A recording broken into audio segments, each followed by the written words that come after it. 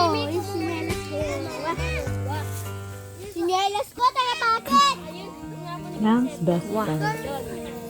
Ganyan sila ilarawan. Mga nilalang na kapag pinakitaan mo ng pagmamahal, sobra-sobrang loyalty at aliw ang isusukli sa'yo.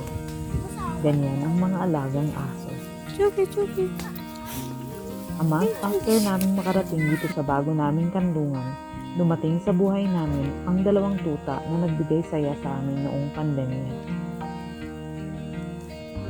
Napakabilis ng panahon, makalipas ang mahigit 2 buwan, ganito na agad sila kalaki. Pinutol na pala yung ano yan. Siya si Congo. Siya naman si Conga. Ganon ang naisip kong ipangalan para di mahirap tandaan. Pareho silang malambing na aso. Pero mas hyper itong si Conga. Tignan mo bastos. Kakaiba ang pag-iisip ng aso na ito, para siyang tomboy na aso. Si Congo naman mas maamo. Mas malamya, siguro may pagkabakla ito.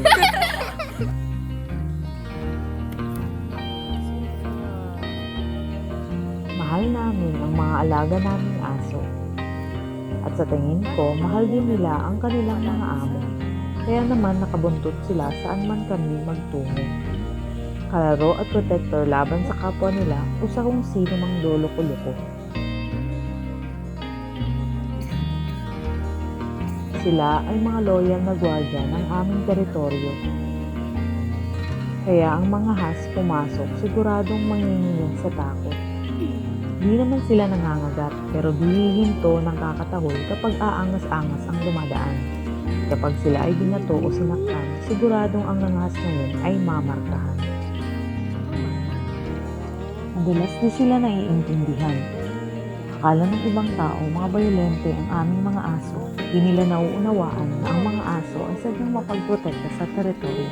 Di sila magiging agresibo kung di ka magpapakita ng takot o galit sa kanila. Man's best friend nga sila, diba? Tapos kakatakutan. E di parang ininsulto mo na rin ang pagkaaso nila. Dapat friendly ang aura na i-reflect mo sa aso. Kakaimbiganin mo sila, hindi aawayin. Kapag inaway mo sila, for sure, they will give you a taste of your own medicine. Kaya huwag tayong mananakit ng mga aso. Mahalin natin sila gaya ng iba pang may buhay dito sa mundo. Stop dog meat trade, mga kapatid. Ituring mo silang pamilya. Hindi pampulutan o panindang ulam sa karinderya. May rason kung bakit dumadating sila sa ating buhay. Sulitin ang pagkakataong ito upang iparamdam ang iyong pagmamahal, sapagkat di natin alam kung hanggang kailan natin sila makakasama. Oo. Sige. Patagalan. Patagalan yung hindi matumba. Yung pala dapat yung nilalaro nyo dito. Patagalan ng ganyan. Yung hindi hawak.